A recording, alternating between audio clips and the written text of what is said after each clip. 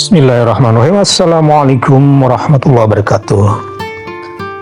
Terima kasih telah bergabung kembali bersama Nafat Channel, di mana pada kesempatan ini kita akan melanjutkan tentang pahala dalam membaca surat-surat atau ayat-ayat dalam Al-Quran.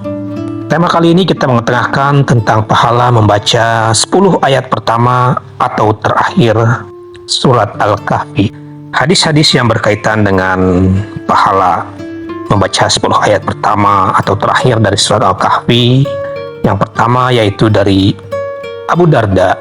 Abu Darda meriwayatkan Rasulullah Shallallahu Alaihi Wasallam bersabda, orang yang menghafal 10 ayat pertama surat Al-Kahfi, dia pasti terpelihara dari tipu daya Dajjal.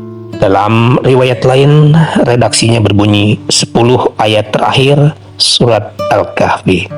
Hadis riwayat Muslim.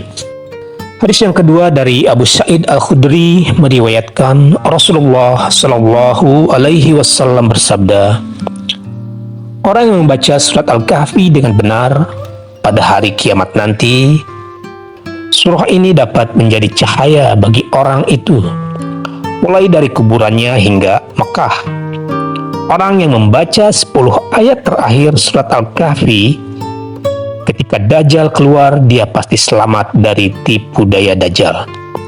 Selain itu, orang yang berwudu kemudian membaca Subhanakallahumma wa bihamdika la ilaha illa anta astaghfiruka wa atubu ilaik. Maha suci Engkau, ya Allah, segala puji untukmu.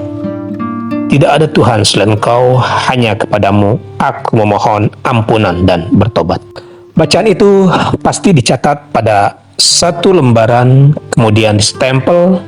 Lembaran itu tidak pernah rusak sampai hari kiamat datang. Hadis riwayat Hakim.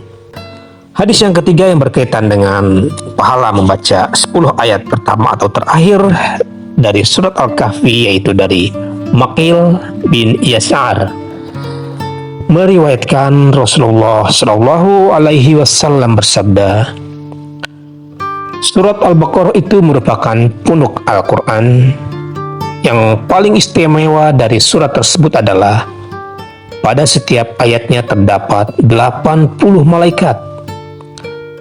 Ayat kursi itu dikeluarkan dari bawah arus kemudian digabung dengan surat Al-Baqarah.